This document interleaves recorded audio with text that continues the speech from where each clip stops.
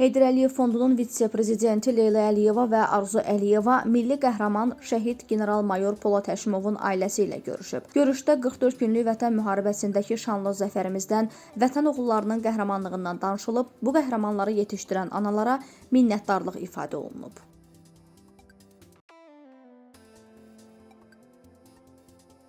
Aprelin 30-da Bakı Musiqi Akademiyası nəzdində opera studiyasının səhnəsində Azərbaycanın xalq artisti Eyüp Yaqubov Yalnız Mədəniyyət adlı musiqili bədii proqramla çıxış edib.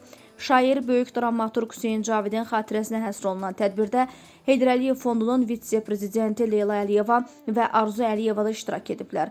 Tədbirdə Eyüp Yaqubov və ifaçının sənət dostları musiqinin sehri, mahnıların ahəngi və şeirlərin dərinliyinin bir araya gəldiyi maraqlı bir təqdimatla tamaşaçıların qarşısına çıxıblar.